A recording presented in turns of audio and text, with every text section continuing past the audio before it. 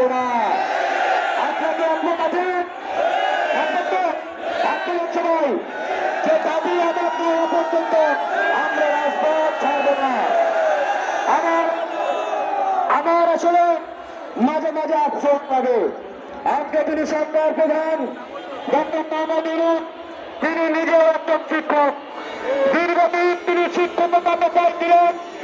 আজকে তিনি আমাদের সরকার প্রধান, আমাদের মাথার মুকুট, কিন্তু এই শিক্ষকরা দিনের পর দিন ঘন্টার পর ঘন্টা ওখানের মধ্যে নারী শিক্ষকরা রয়েছেন।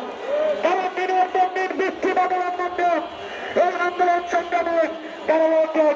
পরিবার ছেলে হাতিয়ে প্রধান ছেলে মেয়ে বাচ্চা কাচ্চা রেখে তারা এখানে আসছেন। কিন্তু যে ৪৮ বছরে এই অবহেলিত শিক্ষক, স্বতন্ত্র ইবতেদায়ী মাদ্রাসার শিক্ষকরা আজও কষ্ট করে যাচ্ছে, এ দেশবাসীর অবগত আছে। যা ধাপে ধাপে বারবার আশ্বাস দেওয়ার পরেও এই আশ্বাস পূরণ করা হচ্ছে না। আর যে কোনো কর্মকর্তা, যে কোনো অফিসারের কাছে যখন এই ইবতেদায়ী মাদ্রাসার বর্ণনা দেওয়া হয়, আফসোস ব্যতীত তাদের কাছে অন্য কিছু পাওয়া যায় না।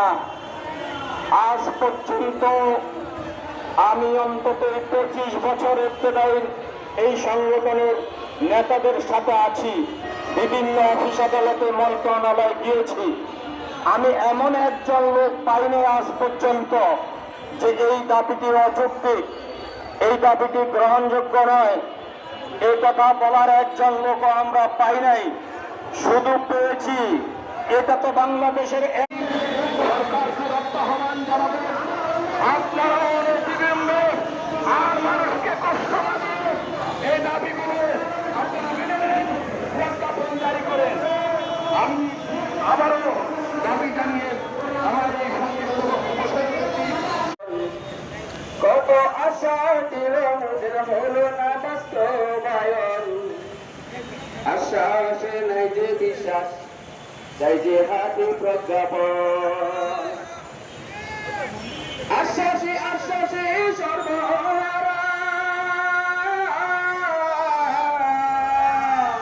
আশ্বাসে আশ্বাসে সর্বহারা, এটাই শিক্ষকের জীবন। আশ্বাসে নাই যে বিশ্বাস, চাই যে হাতে প্রজ্ঞাপন, আশ্বাসে নাই যে বিশ্বাস, চাই যে হাতে প্রজ্ঞাপন।